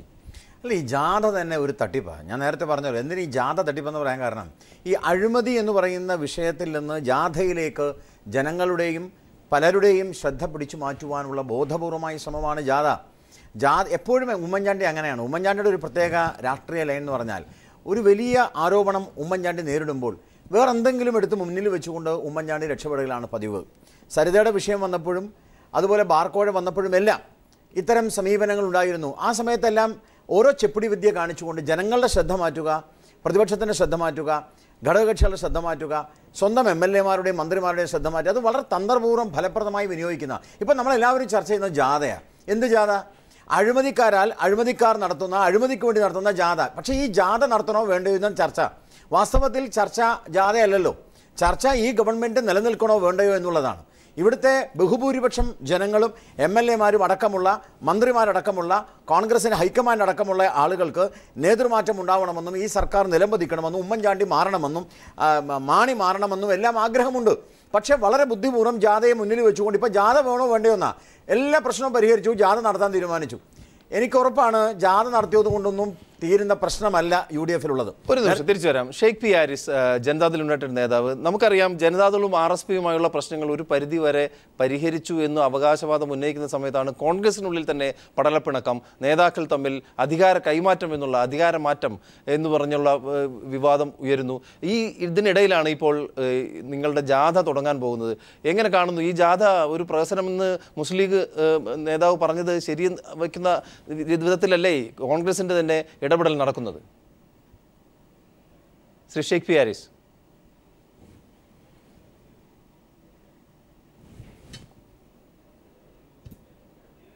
അദ്ദേഹം യാത്രയിലാണെന്ന് തോന്നുന്നു. നമ്മുടെ സ്റ്റുഡിയോയിലേക്കുള്ള യാത്രയിൽ തന്നെയാണ്. അദ്ദേഹം ചേരുമെന്ന് പ്രതീക്ഷിക്കാം. കേരളത്തിൽ സർവത്ര അഴിമതിയാണെന്ന് AK ആന്റണി പറയുന്നു. അദ്ദേഹത്തിൻ്റെ ഇടപെടലിനെ രാഷ്ട്രീയമായി എങ്ങനെയാണ് കാണുന്നത് ഫക്രുദ്ദീൻ അലി? ചില സമയത്ത് പ്രത്യക്ഷപ്പെടുന്നു, ഒന്ന് രണ്ട് കാര്യങ്ങൾ പറയുന്നു, പോകുന്നു. ഗ്രൂപ്പ് കോൺഗ്രസ് തന്നെയാണെന്ന് മലയാള മനോരമ വരെ പത്രത്തിൽ മെയിൻ വാർത്തയായിട്ട് വരുന്നു. അല്ല, ഇതിൻ്റെ ഈ ചർച്ച നമ്മൾ അഴിമതിയും അത് ജാഥയും എല്ലാം കൂടി വരുന്നതിൻ്റെ ഒരു പ്രശ്നമുണ്ട്. എൻ്റെ ഞാൻ ആൻ്റണിയുടെ കാര്യം പറയാം. അതുകൊണ്ട് മുരളീധരൻ പറഞ്ഞുണ്ട്, ചില ആളുകൾ ഇവിടെ കേന്ദ്ര ഗവൺമെൻറ്റിൻ്റെ ചിലവിൽ വന്ന് സംസ്ഥാന ഗവൺമെൻറ്റിന് തല്ല് കൊടുത്തു പോകും എന്ന് മുമ്പ് കരുണാകരൻ ഗവൺമെൻറ്റിനെ ആൻ്റണി വന്ന് വിമർശിച്ച് അന്ന് ആൻ്റണി കേന്ദ്ര മന്ത്രിയാണ്, കൃഷി വകുപ്പ് മന്ത്രിയെന്ന് തോന്നുന്നു. മന്ത്രി വരുന്ന സമയത്ത് മുരളീധരൻ പറഞ്ഞിട്ടുണ്ട്. ഇത് തന്നെയാണ് ഇങ്ങനെയുടെ പ്രശ്നം. ആൻ്റണിയുടെ പ്രോബ്ലം എന്ന് വെച്ചാൽ ആൻ്റണീനെ മുന്നിൽ നിന്ന് കരുണാകരൻ, പിന്നിൽ നിന്ന് ഉമ്മൻചാണ്ടി കുത്തി 18 സീറ്റും തോൽപ്പിച്ച് പിന്നെ ഇവിടെ കേരളത്തിൽ ലോക്സഭാ ഇലക്ഷൻ തോൽപ്പിച്ച് കേരളത്തിൽ ഓടിച്ചു വിട്ടതാണ്. ആ ഒരു ദേഷ്യം അയാൾക്കുണ്ട്. പക്ഷേ അതൊക്കെ ആണെങ്കിൽ പോലും പറയുന്നത് ആൻ്റണി വലിയ പുണ്യാളാണെന്നുള്ള അഭിപ്രായം എനിക്കില്ല. ആൻ്റണി അന്ന് പറഞ്ഞൊരു പ്രധാനപ്പെട്ട കാര്യം എന്താ? കോളേജ് അധ്യാപകരുടെ, സ്കൂൾ അധ്യാപകരുടെ നിയമനത്തിൽ പിന്നെ ഈ പറയുന്ന മാനേജ്മെൻറ്റുകൾ ശമ്പളം കൈക്കൂലി മേടിക്കുന്നു. അതിനുള്ള അവസ്ഥാവിശേഷം ഉണ്ടാക്കിയെടുത്ത് വിമോചന സമരത്തിലുള്ള ആൻ്റണിയാണ്. മുണ്ടശ്ശേരി മാഷ് കൊണ്ടുവന്ന വിദ്യാഭ്യാസ ബില്ലനുസരിച്ച് ഗവൺമെൻറ് ആയിരുന്നു നിയമനം നടത്തുന്നത്. അപ്പോൾ ഇതൊന്നും പറയാനുള്ള അവകാശമൊന്നും ആൻ്റണിക്കില്ല. പിന്നെ ആൻ്റണി അവിടെ ഇരിക്കും. പിന്നെ ഈ UPA ഗവൺമെൻറ് രണ്ടാമനായിരിക്കുന്ന സമയത്താണ് ഇന്ത്യ കണ്ട ഏറ്റവും വലിയ അഴിമതി UPA ഗവൺമെൻറ് ഉണ്ടാവുന്നത്. അപ്പോൾ പക്ഷേ പറഞ്ഞത് ആൻ്റണി തന്നെ ആണെങ്കിലും അഴിമതിയുടെ വലിയ ഒരു കൊടുങ്കാറ്റ് തന്നെ ഈ UDF ഉമ്മൻചാണ്ടീൻ്റെ ഈ ഗവൺമെൻറ് സമയത്ത് കേരളത്തിൽ ഉണ്ടായെന്നുള്ള ഓരോ ഘടകകക്ഷി അനൂപ് ആപ്പട ഒരൊറ്റ MLA ഉള്ള ചെറിയ പാർട്ടിയാണ്. അനൂപിൻ്റെ 3-4 വിജിലൻസ് കേസാണ്. എത്ര മന്ത്രിമാരുടെ പേര് അഴിമതി ആരോപണങ്ങൾ ഇല്ല എന്ന് മാത്രം അന്വേഷിച്ചാൽ മതി. അതാണ് സ്ഥിതി. ഷെയ്ഖ് പി ഹാരിസ്, ജനതാദൾ യുണൈറ്റഡിന് UDF-ഉമായിട്ടുള്ള എല്ലാ പ്രശ്നങ്ങളും പറഞ്ഞു തീർത്തോ? ഇപ്പോൾ വളരെ സന്തോഷത്തിലാണോ JDU? ഇല്ല, ജനതാദളിന്റെ പ്രശ്നങ്ങൾ UDF-ന്റെ മുമ്പാകെ അവതരിപ്പിച്ചിരിക്കുകയാണ്. അത് പരിഹരിക്കാൻ കോൺഗ്രസ് നേതൃത്വം ഇടപെട്ടിട്ടുണ്ട്. അത് പരിഹരിക്കുമെന്നുള്ള പ്രതീക്ഷയിലാണ് ഞങ്ങൾ. അല്ല, UDF-ന്റെ ജാഥ പ്രഹസനമായി പോകുന്നൊരു സാഹചര്യം ജനങ്ങൾക്കിടയിലേക്ക് ഇറങ്ങിച്ചെല്ലുകയാണ്. മുസ്ലിം ലീഗ് ഭയപ്പെടുന്നു. പ്രമുഖ ഘടകകക്ഷിയായ കേരള കോൺഗ്രസും പരമാവധി അതിനെ ചെറുത്ത് നിൽക്കുന്നു. UDF-ലെ പ്രശ്നങ്ങളെല്ലാം ഇന്ന് പരിഹരിച്ചിട്ടാണ് ജാഥ നടത്താൻ തന്നെ തീരുമാനിച്ചത്. ആ നിലയ്ക്ക് ഞാൻ കൂടുതൽ കാര്യങ്ങളൊന്നും പറയുന്നില്ല. പക്ഷെ ജാഥ നടത്താൻ പറ്റിയ സാഹചര്യമായിരുന്നില്ല ഇത് എന്നുള്ള അഭിപ്രായം ഞങ്ങൾ UDF യോഗത്തിൽ ഉന്നയിച്ചിട്ടുണ്ടായിരുന്നു. അല്ല, പെട്ടെന്ന് ജനതാദളിന് പെട്ടെന്നൊരു മനംമാറ്റം അത്രയും ചെറിയ പ്രശ്നമേ ഉണ്ടായിരുന്നുള്ളൂ അല്ലെങ്കിൽ നിലനിൽക്കുന്നുള്ളൂ UDF-ൽ? അല്ല, ഇത് മനംമാറ്റത്തിന്റെ വിഷയമല്ലല്ലോ. ഞങ്ങൾക്കുണ്ടായ ചില പ്രശ്നങ്ങൾ ഉണ്ടായിരുന്നു എന്നുള്ളത് സത്യമാണ്. ആ പ്രശ്നങ്ങൾ കോൺഗ്രസിന്റെ മുമ്പാകെ അവതരിപ്പിച്ചിരിക്കുകയാണ്. അതിനൊക്കെ പരിഹാരം കാണാൻ കാത്തിരിക്കുക എന്നുള്ളതിനപ്പുറം അതാണല്ലോ ഒരു സംഘടനാ സംവിധാനം എന്ന് പറയുന്നത്. ഒരു നിമിഷം, ഹാരിസ് ആണെങ്കിലും അതുപോലെ തന്നെ വീരേന്ദ്രകുമാർ, ഇവര് ആവശ്യത്തെ അധികം മാന്യന്മാരായി പോയിരുന്നത്. ഇത്രയും മാന്യന്മാരായ ആളുകളാണ്. ഞാൻ കളിയാക്കി പറഞ്ഞല്ലേ, ഞാൻ വീരേന്ദ്രകുമാരെ ഭയങ്കരമായി ബഹുമാനിക്കുന്ന ആളാണ്. അല്ലെങ്കിൽ തമ്മിലടിയും വിഴുപ്പലക്കലും ഉണ്ടാക്കുന്ന ഒരു മാനഹാനിയില്ലേ? അത് സൃഷ്ടിച്ചെടുക്കുന്ന വല്ലാത്തൊരു മാനസികാവസ്ഥയില്ലേ ശ്രീ ഷെയ്ഖ് പി ഹാരിസ്? എന്തോ എന്നോടാണോ? അതെ. എന്താണ്? അതായത് RSPയുമായും അല്ലെങ്കിൽ ജനതാദളുമായിട്ടുള്ള പ്രശ്നങ്ങൾ പരിഹരിച്ചുകൊണ്ടിരിക്കുന്ന സമയത്ത് തന്നെ നേതൃമാറ്റം വേണമെന്നും പറഞ്ഞ് കോൺഗ്രസിനുള്ളിൽ തന്നെ പടലപ്പിണക്കങ്ങളും വഴക്കും ഉണ്ടാകുന്നു. അഴിമതി ഒരു വശത്ത്, നിങ്ങൾ വളരെയധികം മാന്യന്മാരായി പോകുന്നു എന്നുള്ള ആക്ഷേപമാണ് പറയുന്നത് ഇപ്പോൾ. ഇല്ല, മാന്യതയുടെ മാത്രമല്ലല്ലോ. ഒരു പാർട്ടി എന്ന് പറയുമ്പോൾ ഒരു ഘടകകക്ഷി എന്ന നിലയിൽ അതിൻ്റെതായ സംഘടനാ സംവിധാനത്തിൽ ഒതുങ്ങി നിന്ന് ചിട്ടയോടുകൂടി പ്രവർത്തിക്കുന്ന ഒരു പ്രസ്ഥാനം എന്ന നിലയിൽ പാലിക്കേണ്ട ചില കാര്യങ്ങളുണ്ടല്ലോ. അത് ഞങ്ങൾ പാലിക്കുന്നു എന്നതിനപ്പുറം കോൺഗ്രസിനെ പോലെ ഇങ്ങനെ തമ്മിലടിച്ച് വെളിയിൽ കിടന്ന് പറഞ്ഞ് വിളിച്ചുകൂവി ആ ഒരു ശൈലി ആയിരുന്നില്ല ഞങ്ങളുടെ ശൈലി. അതുകൊണ്ടുള്ള ഒരു മാന്യതയാണ് ഞങ്ങൾ പ്രകടിപ്പിക്കുന്നത്. അല്ല, ശ്രീ ഷെയ്ഖ് പി ഹാരിസ്, മാധ്യമ വൃന്ദങ്ങളിലും അല്ലെങ്കിൽ രാഷ്ട്രീയ UDF ഇടനാഴികളിലൊക്കെ കേൾക്കുന്നത് KP മോഹനൻ ഒരു കാരണവശാലും വിട്ടുകൊടുക്കില്ല എന്ന് തന്നെയാണ്. മന്ത്രിയായിരിക്കുന്നിടത്തോളം കാലം. അല്ല, ഞങ്ങളുടെ പാർട്ടിയെ സംബന്ധിച്ചിടത്തോളം എടുക്കുന്ന നിലപാടുകളും തീരുമാനങ്ങളും ഒറ്റക്കെട്ടായിട്ട് എടുക്കും. അതെടുക്കാനുള്ള ആർജവും ഒക്കെ ഞങ്ങളുടെ പാർട്ടിയുടെ നേതൃത്വത്തിനുണ്ട്. അത് മറ്റേതൊക്കെ മാധ്യമങ്ങളുടെ ഊഹാപോഹങ്ങളുടെ അപ്പുറമൊന്നും അതിനെ കാണേണ്ട കാര്യമില്ല. ശരി, മേഖലാ ജാഥകൾ നാളെ തന്നെ തുടങ്ങുമോ? നമുക്കറിയാൻ സാധിച്ചത് മലപ്പുറത്ത് ഉദ്ഘാടനം ചെയ്യാനുള്ള ഹൈദരലി ശിഹാബ് തങ്ങൾ മലേഷ്യയിലാണെന്നാണ്. അതേസമയം ഇത് മാറ്റിവെക്കണമെന്ന് പിടിവാശി പിടിച്ച കെ എം മാണി ഇപ്പോൾ പാലായിൽ എത്തിയിട്ടുമുണ്ട്. മേഖലാ ജാഥകൾ നാളെ തന്നെ തുടങ്ങാൻ തീരുമാനിച്ചിട്ടുണ്ട്. അത് ഇന്ന് UDFന്റെ യോഗം ചർച്ച ചെയ്ത് അന്തിമമായ തീരുമാനങ്ങൾ എടുത്തിട്ടുണ്ട്. പരിപാടികളെ സംബന്ധിച്ചിട്ടുള്ള അവസാന ഘട്ടത്തിന്റെ രൂപങ്ങൾ നൽകിയിട്ടുണ്ട്. അത് നാളെ തന്നെ ആരംഭിച്ച് 25-ാം തീയതി അവസാനിപ്പിക്കുന്നത് അനുസരിച്ചുള്ള ക്രമീകരണങ്ങൾ നടത്തിയിട്ടുണ്ട്. തീർച്ചയായും ഒരു കാര്യം കൂടെ ശ്രീ ഷെയ്ഖ് പി ഹാരിസ്, താങ്കൾ തിരക്കിലാണെന്ന് അറിയാം. എങ്കിൽ പോലും UDFൽ ഇപ്പോൾ അല്ലെങ്കിൽ കോൺഗ്രസിനകത്തുണ്ടാകുന്ന ഈ പടലപ്പിണക്കങ്ങളെക്കുറിച്ച് ജനതാദളിന് ഒരു നിലപാടുണ്ടാവില്ലേ? പ്രത്യേകിച്ച് മുസ്ലിം ലീഗിനെ പോലുള്ള പാർട്ടി അതിശക്തമായ രംഗത്ത് വന്നു. ഇന്ന് UDF യോഗം വിളിക്കണമെന്ന് മുസ്ലിം ലീഗ് ആവശ്യപ്പെട്ടു. അതുപോലെ തന്നെ സംഭവിച്ചു. ഇല്ല, ഇതെല്ലാം ജനങ്ങൾ കണ്ടുകൊണ്ടിരിക്കുകയാണല്ലോ. എന്തെല്ലാം നമ്മൾ മറച്ചു വെച്ചാലും ജനങ്ങൾ ഇതെല്ലാം ദിനംപ്രതി വീക്ഷിക്കുകയും അതെല്ലാം വിലയിരുത്തുകയും ചെയ്തുകൊണ്ടിരിക്കുകയാണ്. കോൺഗ്രസ് ഒരു കാര്യം ഓർക്കേണ്ടതായിട്ടുണ്ട്. ഈ മേഖലാ ജാഥകൾ തീരുമാനിച്ചത് തന്നെ കോവളത്ത് ചേർന്ന UDFന്റെ യോഗമാണ്. ഈ ഐക്യ ജനാധിപത്യ മുന്നണിയുടെ ഐക്യവും കെട്ടുറപ്പും ജനങ്ങളെ ബോധ്യപ്പെടുത്തുക, അതോടൊപ്പം തന്നെ UDF ഗവൺമെന്റ് നേട്ടങ്ങൾ വിശദീകരിക്കുക എന്നുള്ളതിന്റെ അടിസ്ഥാനത്തിലായിരുന്നു ആ ജാഥ തീരുമാനിച്ചത്. അതെല്ലാം കളഞ്ഞു കുളിച്ചു കോൺഗ്രസ് എന്നുള്ള കാര്യത്തിൽ യാതൊരു സംശയവും. ഓക്കെ, ചെറിയൊരു ഇടവേളയിലേക്ക് പോവുകയാണ്. അതിന് മുമ്പ് UDF സർക്കാരിൻ്റെ ഒരു 4 വർഷത്തെ നേട്ടത്തെക്കുറിച്ച് പത്രങ്ങളിൽ പരസ്യങ്ങളൊക്കെ വരുന്നുണ്ട്. ഒരു സോഷ്യൽ ഓഡിറ്റിന് തയ്യാറുണ്ടോ എന്നാണ് ഇന്ന് DYFI ചോദിച്ചിരിക്കുന്നത്. സാധിക്കുമോ? സർവത്ര അഴിമതി, ഭരണസ്തംഭനം, വികസന മുരടിപ്പ്, അതോടൊപ്പം സാമ്പത്തിക തകർച്ച, ഇതൊക്കെയാണ് ഇന്ന് ജനങ്ങൾ ചർച്ച ചെയ്തുകൊണ്ടിരിക്കുന്നത്. ആ സമയത്താണ് UDFന്റെ മേഖലാ ജാഥകൾ ആരംഭിക്കുന്നത്. നമ്മോടൊപ്പം മുസ്ലിം ലീഗ് നേതാവ് ശ്രീ മായിൻ ഹാജി ചേരുന്നു. ശ്രീ മായിൻ ഹാജി, നിങ്ങളുടെ ആശങ്കകൾ തീർന്നോ ഇന്നത്തെ UDF യോഗത്തോടു കൂടി? നമ്മളെ ആശങ്കകൾക്ക് മാന്യമായ പരിഹാരവും മറുപടിയും കോൺഗ്രസിന്റെ നേതാക്കൾ തീർന്നതോടുകൂടി ഞങ്ങൾ ആശങ്ക തീരുമല്ലോ. ഞങ്ങൾ ആശങ്കപ്പെട്ടത് ഈ സാഹചര്യത്തിൽ ജാഥ നടത്തിയതുകൊണ്ട് ഗുണമുണ്ടോ എന്നാണ്. UDF ജാഥ എന്നത് ഈ ഗവൺമെന്റിന്റെ ഒട്ടേറെ നല്ല കാര്യങ്ങൾ ഗവൺമെന്റ് ചെയ്തിട്ടുണ്ട്. കഴിഞ്ഞ ഗവൺമെന്റിനേക്കാൾ എന്തുകൊണ്ടും മെച്ചപ്പെട്ട ഗവൺമെന്റാണ് ഇത് എന്ന് ജനങ്ങൾക്കറിയാം. പക്ഷേ അതെല്ലാം തകർക്കുന്ന തരത്തിലുള്ള പ്രചാരണങ്ങളുമായി എല്ലാ നിശ്ചിത താല്പര്യമുള്ള മാധ്യമങ്ങളും LDF നടക്കുമ്പോ എന്തെല്ലോ കാരണങ്ങളാൽ നമ്മളെ കൂട്ടത്തിൽ നിന്നും ചില വ്യക്തികൾ അവർക്ക് ഏണി വെച്ചു കൊടുക്കുന്ന ചില നടപടികൾ ഉണ്ടായപ്പോൾ വളരെ കർശനമായ നിലപാട് ഞങ്ങൾ ആ കാര്യത്തിലെടുത്തതാണ്. അത് അവസാനിച്ചിട്ടുണ്ട്. PCC പ്രസിഡന്റ് ഉറപ്പ് കൊടുത്തിട്ടുണ്ട്, മുഖ്യമന്ത്രി ഉറപ്പ് കൊടുത്തിട്ടുണ്ട്, ആഭ്യന്തരമന്ത്രി ഉറപ്പ് കൊടുത്തിട്ടുണ്ട്. ഞങ്ങളുടെ ആശങ്ക അതോടുകൂടി പരിഹരിക്കല്ലോ. കാരണം ഈ ഗവൺമെന്റിന്റെ നല്ല കാര്യങ്ങൾ മുഴുവൻ ജനങ്ങളിലെത്തിക്കൽ ഒരു ആവശ്യമാണല്ലോ, ഒരു അത്യാവശ്യമാണ്. കാരണം ഇവിടെ ഒരു ജനദ്രോഹപരമായ ഒരു ഗവൺമെന്റിനെ ചവിട്ടി പുറത്താക്കിയിട്ടാ ജനങ്ങള് UDF ഗവൺമെന്റിനോട് അധികാരത്തിലെത്തിയത്. ആ ഗവൺമെന്റ് ആണെങ്കിൽ ജനങ്ങളുടെ പ്രതീക്ഷക്കൊത്ത് ഭരണകാര്യങ്ങൾ, അവരുടെ ക്ഷേമപ്രവർത്തനങ്ങൾ എല്ലാം ജനങ്ങളുടെ പ്രതീക്ഷക്കൊത്ത് ഒട്ടേറെ പ്രതിസന്ധികൾ ഉണ്ടെങ്കിലും അതെല്ലാം അതിജീവിച്ച് അത്ഭുതകരമായിട്ട് പോവുകയാണ്. ശ്രീ മായിൻ ഹാജി, എന്ത് പ്രതിസന്ധിയാണ്, എന്താണ് പ്രതിസന്ധികൾ എന്നുകൊണ്ട് താങ്കൾ വ്യാഖ്യാനിക്കുന്നത്? ഒന്ന്, സാമ്പത്തിക ഞെരുക്കം തന്നെ ഒരു പ്രതിസന്ധി. ഏറ്റവും വലിയ വിഭവ സമാഹരണം നടക്കുന്നില്ലല്ലോ. വിഭവ സമാഹരണം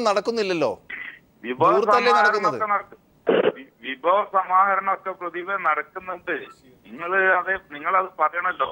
ഇവിടെ കള്ള് വിറ്റിട്ടുള്ള വിഭവ സമാഹരണം നടക്കുന്നില്ല എന്ന അഭിപ്രായത്തിനോട് ഞങ്ങൾക്ക് യോജിപ്പുണ്ട്. അതല്ല, ഇന്നലത്തെയും ഇന്നത്തെയും പത്രങ്ങളിൽ ഫുൾ പേജ് പരസ്യം കൊടുത്ത പൈസ, ജനസമ്പർക്ക പരിപാടിക്ക് വേണ്ടി നടത്തുന്ന പൈസ, അത് പാവപ്പെട്ടവർക്ക് കിട്ടിയിരുന്നെങ്കിൽ എത്ര ഉപകാരപ്രദമായിരുന്നു ശ്രീ മായിൻ ഹാജി. അതിന്റെ തൊട്ട് മുമ്പ് ഒരു 3 മാസത്തോളം തുടർച്ചയായിട്ട് ഇല്ലാത്ത കാര്യങ്ങൾ പൊക്കിപ്പിടിച്ച് പരസ്യം നൽകി വോട്ട് പിടിക്കാനുള്ള വരാനിരിക്കുന്ന തെരഞ്ഞെടുപ്പിൽ വോട്ട് പിടിക്കാൻ പാവപ്പെട്ടവന്റെ നികുതി പണത്തിൽ നിന്നും ചെലവഴിച്ച ആ തുക ചെലവഴിച്ചിട്ടില്ലായിരുന്നുവെങ്കിൽ ഈ കേരളത്തിന് 10 കൊല്ലത്തേക്ക് സാധുക്കളുടെ എല്ലാ പ്രശ്നങ്ങളും തീർക്കാവുന്ന തരത്തിലുള്ള പണം ഉണ്ടാകുമായിരുന്നു. അല്ല, ഒറ്റ കാര്യം അറിയാനുള്ളൂ. ശ്രീ AK ആന്റണി പറഞ്ഞ അഭിപ്രായത്തോട് താങ്കൾക്ക് യോജിപ്പുണ്ടോ? കേരളത്തിൽ സർവത്ര അഴിമതിയാണെന്നാണ് അദ്ദേഹം പറയുന്നത്. AK ആന്റണി ഇന്ന് എല്ലാ മേഖലയിലും ഗ്രസിച്ച ഒരു കാര്യത്തെ സംബന്ധിച്ച് അദ്ദേഹം സൂചിപ്പിച്ചതാണ്. അത് ഇവിടുത്തെ ഐക്യജനാധിപത്യ മുന്നണിയിലോ അല്ലെങ്കിൽ ഗവൺമെന്റിലോ ഏതെങ്കിലും ഉണ്ട് എന്ന് അദ്ദേഹം പറഞ്ഞിട്ടില്ല. അദ്ദേഹം ഒന്ന് വിശദീകരിച്ചിട്ടുണ്ട്. അതോടുകൂടി അതിന്റെ പീസ് പോയി. അത് പൊക്കിപ്പിടിച്ച് വന്നവർക്കൊക്കെ നിരാശരായി മടങ്ങേണ്ടി വന്നു. അതിന്റെ ഫീസ് തീർത്തും പോയി കഴിഞ്ഞു. ഒരു നിമിഷം ദയവായി ടെലിഫോൺ ലൈനിൽ തുടരുക. ശ്രീ ഫക്രുദ്ദീൻ അലി, വളരെ കൗതുകരമായ ഒരു കാര്യം ഇന്നലെ ശ്രീ കെ എം മാണി അഭിപ്രായപ്പെടുകയുണ്ടായി. എ കെ ആന്റണിയുടെ ഈ ഒരു പ്രതികരണത്തോട് 100% യോജിപ്പാണ്, കേരളത്തിൽ സർവത്ര അഴിമതിയാണെന്ന്. പക്ഷേ വി ഡി സതീശൻ പറഞ്ഞ കാര്യത്തോട് പ്രതികരിക്കാനില്ലെന്നും അദ്ദേഹം പറഞ്ഞു. അല്ല, ഇതിൻ്റെ ഒരു കാര്യം എന്ന് വെച്ചാൽ ആന്റണി പറഞ്ഞ കാര്യത്തോട് ഉമ്മൻചാണ്ടി ആണെങ്കിലും ഈ പറഞ്ഞ മാണിയാണ് പ്രതികരിച്ച ഒരേ രീതിയിലാണ്. എന്ന് വെച്ചാൽ അഴിമതിക്കെതിരെ 2 കല്ലെറിഞ്ഞാൽ ഞങ്ങൾ മുസ്ലിംസിന് ഒരു കൈബയ്ക്ക് ഈ ചെറുത്താൻ കല്ലെറിയുന്ന പരിപാടി ഉണ്ടല്ലോ, അതുപോലെ അഴിമതിക്കെതിരെ 2 കല്ലെറിഞ്ഞാൽ ഞങ്ങളൊക്കെ വിശുദ്ധരാക്കി ആക്കപ്പെടുമെന്നാണ് ഇവരുടെ തോന്നൽ. ഈ ഞാൻ സതീശൻ ചോദിക്കട്ടെ, ഇവർ ഏത് പ്ലാനറ്റിലാണ് ജീവിക്കുന്നത്, ഏത് ഗ്രഹത്തിലാണ് ജീവിക്കുന്നത്? ഇവർ ജനങ്ങൾ നിങ്ങൾ സാധാരണ KSRTC ബസ്സിൽ ഇറങ്ങിയിട്ട് അടുത്തിരിക്കുന്ന ചേട്ടനോട് ചോദിച്ചു നോക്കും. ആ ചേട്ടൻ ചിലപ്പോൾ പറയുണ്ടാവും ഈ പറയുന്ന മെട്രോ റെയിൽ വരാൻ പോകുന്നു, വിഴിഞ്ഞാൻ വരാം, അതൊക്കെ നല്ലത് മോനെ, പക്ഷേ അഴിമതിയാണെന്നാണ് പറയുക. ഇത് ഇവിടെ തുടങ്ങുന്നതാണ്. ഇപ്പോൾ വലിയ വർത്തമാനം പറഞ്ഞു പോയല്ലോ ഈ മാഹി ഹാജി, അയാളുടെ മന്ത്രി ഇബ്രാഹിം കുഞ്ഞിനെതിരെ ആരോപണം കൊണ്ടുവന്ന LDF BJP ആണോ? അയാൾക്കെതിരെ ആരോപണം ഗണേഷ് കുമാറാണ്. ഇവരുടെ കൂടെ അദ്ദേഹത്തിന്റെ കൂടെ 2 വർഷം മിനിസ്റ്റർ ഉണ്ടായിരുന്ന ആളാണ്. കൂടെ കിടക്കുന്നവരല്ലേ രാപ്പനി. അങ്ങനെ എല്ലാവരും അനൂപ് തൊട്ടിട്ട് ഉമ്മൻചാണ്ടി വരെയുള്ള ആളുകൾ അതിൽ ഇവരെല്ലാം പെടും. അഴിമതിക്കാരായിരിക്കുന്ന ഒരു അവസ്ഥാവിശേഷം. ഇനി ഞാൻ ചോദിക്കട്ടെ, LDF ഭരിക്കുന്ന സമയത്ത്, അതിന് മുമ്പ് ഉമ്മൻചാണ്ടി ഭരിച്ചുകൊണ്ടിരുന്ന സമയത്താണ് ഇവിടെ കാർഷിക ആത്മഹത്യകൾ വയനാട്ടിലുണ്ടായത്. LDF ഭരിക്കുന്ന സമയത്ത് ഇവിടെ കടാശ്വാസ കമ്മീഷൻ കൊണ്ടുവന്ന് കാര്യമായിട്ട് ഇടപെട്ടു. LDF പോയി കടാശ്വാസ കമ്മീഷൻ ഇവരെ ലിക്വിഡേറ്റ് ചെയ്യാൻ ശ്രമിച്ചു. ഇത് രണ്ടാമത് വയനാട് കർഷക ആത്മഹത്യ റിപ്പോർട്ട് ചെയ്യപ്പെട്ടു. പിന്നെ എന്തോന്നാ ഇവർ പറയുന്നത്? സാധുക്കളെ കാര്യം എന്തോന്നാ പറയുന്നത്? ഞാൻ വേറൊരു കാര്യം വെച്ചുകൊണ്ട് കാണിക്കാം. വളരെ കോംപ്ലിസിറ്റി നിറഞ്ഞിട്ടുള്ള ഒരു രാഷ്ട്രീയമാണ് ഇപ്പോൾ കേരളത്തിൽ നടക്കുന്നത്. കാരണം വീരേന്ദ്രകുമാർ, ഘാട്ടും കാണാച്ചരടും എഴുതിയിട്ടുള്ള വീരേന്ദ്രകുമാർ, ഒരു കാരണവശാലും കോൺഗ്രസുമായിട്ട് യോജിക്കാൻ കഴിയാത്ത വീരേന്ദ്രകുമാർ കോൺഗ്രസിന് വേണ്ടി നിൽക്കുന്നു. NK പ്രേമേന്ദ്രൻ, നമുക്കെല്ലാവർക്കും അറിയാം, എല്ലാ കാലഘട്ടത്തിലും സഖാവാണ്, എല്ലാ കാലഘട്ടത്തിലും കോൺഗ്രസിനെ എതിർത്തിരുന്ന NK പ്രേമേന്ദ്രൻ രാഷ്ട്രീയത്തിന് വേണ്ടി, മന്ത്രിക്ക് വേണ്ടി അല്ലെങ്കിൽ MP ആവാൻ വേണ്ടിയിട്ട് അദ്ദേഹം UDFൻ്റെ കൂടെ നിൽക്കുന്നു.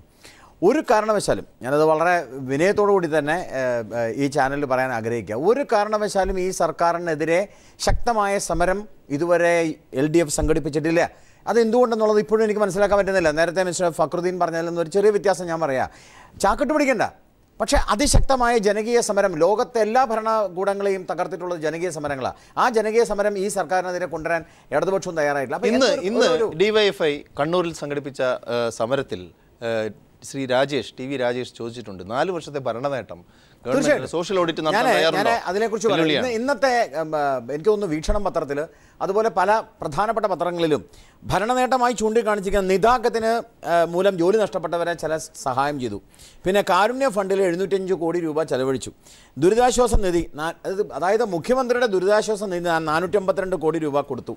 ജനസമ്പർക്ക പരിപാടിയിൽ 76 കോടി രൂപ, 1 രൂപയ്ക്ക് അഴി കൊടുക്കുന്നതിൽ 700 കോടി. ഈ പണം സർക്കാർ ട്രഷറി കിടക്കുന്ന പണം എടുത്തിട്ട് ചില ഫണ്ടിന് വേണ്ടി വിനിയോഗിച്ചു എന്ന് പറയുന്നതല്ല ഒരു സർക്കാരിൻ്റെ നേട്ടമായിട്ട് വരേണ്ടത്.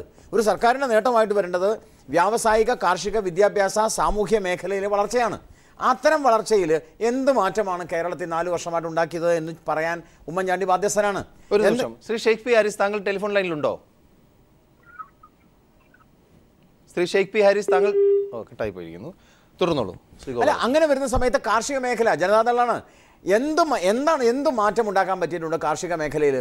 കാർഷിക മേഖലയിൽ മാറ്റമില്ല, വ്യാവസായിക മേഖലയിൽ മാറ്റമില്ല, വിദ്യാഭ്യാസ മേഖലയുടെ കാര്യം ഞാൻ നിങ്ങളോട് പറയേണ്ട ആവശ്യമില്ല. SSLC എത്രയോ വർഷമായിട്ട് മാന്യമായി നടന്നു വരുന്ന SSLC പരീക്ഷ, ആ പരീക്ഷയുടെ ഫലം പ്രഖ്യാപിക്കാൻ പോലും കഴിയാത്ത ഒരു സർക്കാർ. എന്ത് നേട്ടമാണ് ഈ സർക്കാരിൻ്റെ ഭരണ നേട്ടമായിട്ട് അവകാശപ്പെടാൻ പറ്റുക?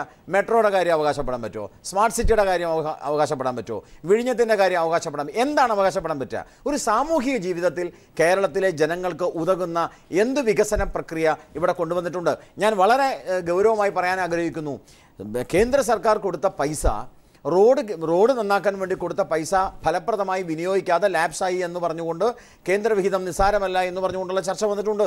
പത്രങ്ങളത്, മാധ്യമങ്ങൾ റിപ്പോർട്ട് ചെയ്തിരുന്നു. അപ്പോൾ ഒരു തരത്തിലും പൊതുജനങ്ങളുടെ സാമൂഹ്യ ജീവിതത്തിന് ഉതകുന്ന ഒന്നും ഈ ഉമ്മൻചാണ്ടി ഗവൺമെൻറ് ചെയ്തിട്ടില്ല. വെറും അഴിമതിയും സ്വന്തം കീശ വീർപ്പിക്കലും സരിതയെ സംരക്ഷിക്കലും ഗൺമാനെ സംരക്ഷിക്കലും, ഇങ്ങനെ ഒരു തക്കട തരികട പരിപാടിയായി കേരള ജനങ്ങളെ വഞ്ചിക്കുക. പക്ഷേ ഏറ്റവും ദുഃഖകരമായ വിഷയം, നേരത്തെ ഫക്രുദ്ദീൻ പറഞ്ഞാൽ 5 വർഷം കഴിഞ്ഞ ഇടത്, 5 വർഷം കഴിഞ്ഞാൽ വലത്. ഈ ഒരു കൺസെപ്റ്റിൽ നിന്ന് മാറിയിട്ട് ഇടതായാലും ശരി വലതായാലും ശരി അതിനപ്പുറത്ത് വേറെ ബി ജെ പി ആയാലും ശരി, ഞാൻ വളരെ കൃത്യമായി പറയുന്നു, ഒരു സീറ്റ് ജയിക്കാൻ കഴിയാത്തതിൻ്റെ വിഷമം ഞങ്ങൾക്കുണ്ട്. ഒ രാജഗോപാൽ കേരളത്തിന് ഏറ്റവും കൂടുതൽ ഫലപ്രദമായിട്ട് ഗുണകരമായ കാര്യം എല്ലാവരും അത് കൈരളി പോലും ചർച്ച ചെയ്യുന്നതാ, ഫക്രുദ്ദീൻ പോലും സമ്മതിക്കും. ആ ഒ രാജഗോപാലും പോലും തോറ്റു. അതിൽ ഞങ്ങൾക്ക് വിഷമമുണ്ട്. പക്ഷേ ഞാൻ എന്റെ വിഷയം പറഞ്ഞോട്ടെ, താങ്കൾക്ക് ബി ജെ പിയെ കുറിച്ച് പറയാൻ അവസരം തരാം. മായിൻ ഹാജി ഇപ്പോൾ ടെലിഫോണിൽ തുടരുന്നു. ശ്രീ മായിൻ ഹാജി, കുഞ്ഞാലിക്കുട്ടി പറഞ്ഞ കാര്യം വളരെ പ്രസക്തമായ ഒരു കാര്യമാണ്. അതായത് പ്രഹസനമായി പോകുമോ ജാഥകൾ? നാളെ മലപ്പുറത്ത് താങ്കളുടെ അനിഷേധ്യ നേതാവ് തന്നെയാണ് അത് ഉദ്ഘാടനം ചെയ്യുന്നത്.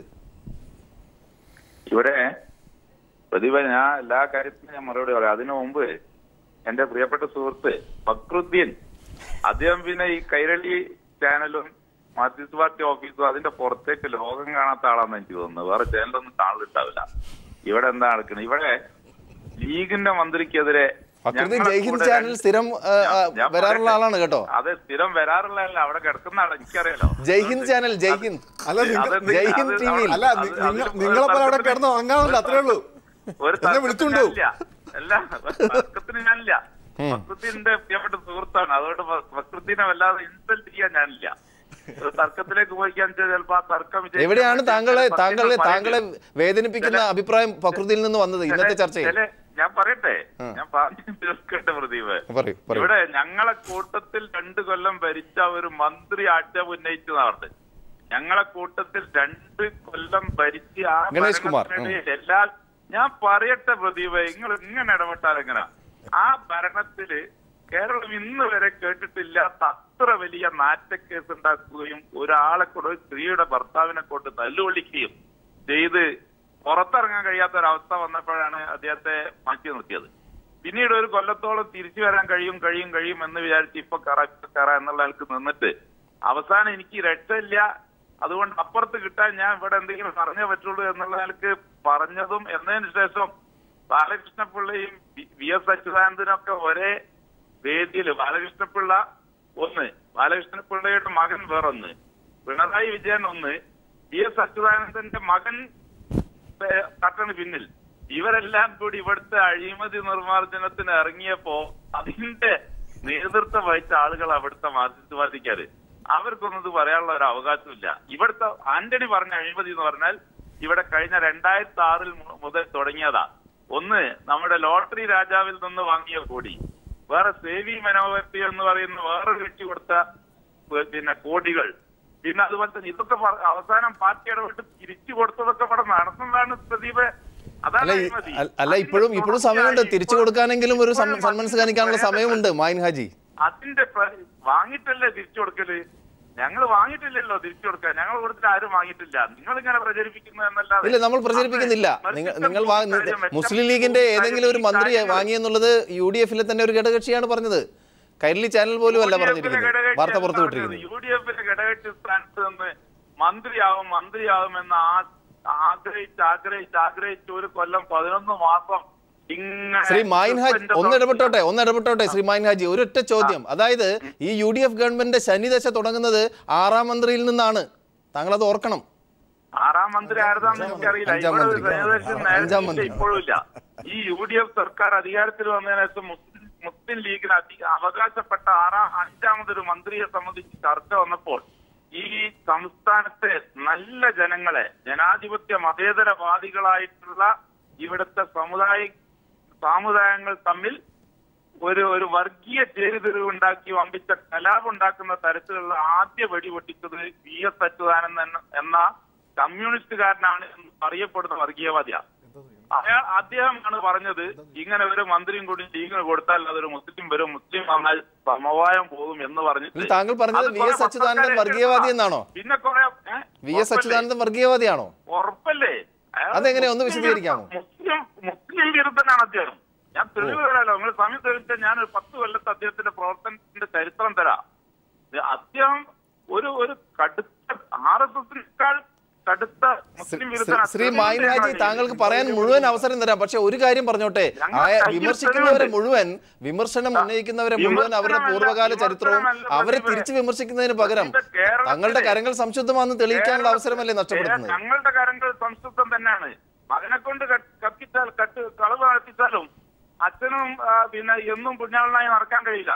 മകൻ കട്ടാലും അച്ഛൻ കട്ടാനുള്ള സൗകര്യം ചെയ്തു കൊടുക്കുകയും മകൻ കത്തുകയും വാരി കുത്തുകയും സുഖലോലുപനായി ലോകം മുഴുവൻ ചുറ്റുകയും ഒക്കെ ചെയ്താൽ അതിന് മറുപടി കൊടുക്കുക. ഈ ഗവൺമെന്റ് മന്ത്രിമാരുടെ പേരിൽ ആരെല്ലോ വായിൽ തോന്നിയത് വിളിച്ചു പറഞ്ഞിട്ട് പോലും ഒരു സംവിധാനത്തെ ഉപയോഗിച്ച് പരിശോധിപ്പിച്ചുതരാം. ഒരു നിമിഷം ശ്രീ മായൻ ഹാജി, തിരിച്ചു വരാം. താങ്കളിലേക്ക് സമയമുണ്ട്. നമ്മോടൊപ്പം ഇപ്പോൾ ശ്രീ PC ജോർജ് ചേരുന്നു. ശ്രീ PC, ഇപ്പോൾ നാളെ മേഖലാ ജാഥകൾ തുടങ്ങുന്നു എന്ന് പറയുന്നു. ഒരു കാരണം, അതായത് ഈ മേഖലാ ജാഥകളുടെ അനിശ്ചിതത്വം തുടങ്ങിയത് KM മാണി ആവശ്യപ്പെട്ട പ്രകാരം മാറ്റണമെന്ന് ആവശ്യപ്പെട്ട പ്രകാരമായിരുന്നു. ആ KM മാണി ഇന്ന് നാട്ടിലുണ്ട്, വിദേശത്തൊന്നുമല്ല. അതോടൊപ്പം തന്നെ മുസ്ലിം ലീഗിന്റെ മലപ്പുറത്ത് ഉദ്ഘാടനം ചെയ്യേണ്ട ഹൈദരാലി ശിഹാബ് തങ്ങൾ മലേഷ്യയിലാണ്. എന്ത് തോന്നുന്നു താങ്കൾക്ക് ഈ മേഖലാ ജാഥകൾ എങ്ങനെ ഉണ്ടാവുമെന്നാണ് താങ്കൾ വിലയിരുത്തുന്നത്? ചുമ്മാ തല്ലിപ്പൊളി ഇടപാടുന്നു. മനുഷ്യനെ അപമാനിക്കാൻ വേണ്ടി യാത്ര എന്ന് പറഞ്ഞുകൊണ്ട് യാത്ര പേര് നടത്തുന്നല്ലാതെ ആരെങ്കിലും കൂടുവോ? മനുഷ്യൻ കൂടുവോ? ഇത് മനുഷ്യനെ ഫേസ് ചെയ്യാൻ പറ്റില്ലെന്ന്. മാന്യന്മാരായ നേതാക്കന്മാർക്ക് റോഡിലിറങ്ങാൻ പറ്റൂല. സത്യസന്ധമായ നേതാക്കന്മാർ UDF റോഡിലിറങ്ങി അടി കിട്ടും. മനസ്സിലായോ? ഞാൻ UDF MLA ആയിട്ട് തന്നെയാണ് പറയുന്നത്. ഇതാരും നമുക്ക് ഇതുപോലെ അഴിമതി കുളിച്ച് അമേദ്യത്തിൽ കുളിച്ചു കിടക്കുന്ന ഒരു ഗവൺമെന്റ്, ആ ഗവൺമെന്റിന് വേണ്ടി പ്രസംഗിക്കാൻ ആരെ കിട്ടും? മാനാഭിമാനമുള്ളവന്മാരാരെങ്കിലും പോവോ? പാണക്കാട് തങ്ങളെപ്പോലെ മാന്യനായ മനസ്സിലായില്ലേ, നബി തിരുമേനി സല്ലല്ലാഹു അലൈഹി വസല്ലത്തിന്റെ ആ നബി പരമ്പരയിലെ ആളാണ് അദ്ദേഹം. അദ്ദേഹം പറ്റി ഈ കള്ളന്മാർക്ക് വേണ്ടി പ്രസംഗിക്കാണ്. നന്നായിരിക്കും, അദ്ദേഹത്തിന് അന്തസ്സ് കൂടെ പോകും. അല്ല ശ്രീ PC ജോർജ്, താങ്കളെ സന്തോഷിപ്പിക്കുന്ന ഒരു കാര്യം ഇന്നലെ KM മാണി പറയുകയുണ്ടായി. അതായത് കേരളത്തിൽ സർവത്ര അഴിമതിയാണെന്ന് AK ആന്റണി പറഞ്ഞത് 100% ശരിയാണെന്നാണ് KM മാണി പറഞ്ഞത്. അതായത് അത് കാര്യം എന്താണെന്നറിയാമോ?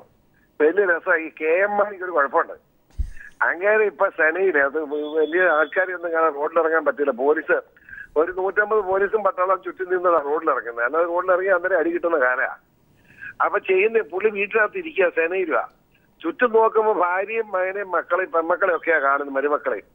അതെല്ലാം കാശ് മേടിക്കുന്നതിനാന്ന് പുള്ളിക്കറിയാം. അതുകൊണ്ട് ചുറ്റും നോക്കുമ്പോ ആന്റണി പറഞ്ഞ മുഴുവൻ അഴിമതിയാന്ന് പുള്ളി പറയുന്നത് കാര്യം ഇതാ. പുള്ളി ചുറ്റും നോക്കുമ്പോൾ കാണുന്ന ഇവരെയല്ലേ, ഭാര്യ, മകന്, പെമ്മക്കള്, മക്കളുടെ കെട്ടിയന്മാര് മുഴുവൻ കൊള്ളവല്ലേ, കൊള്ള സംഘം.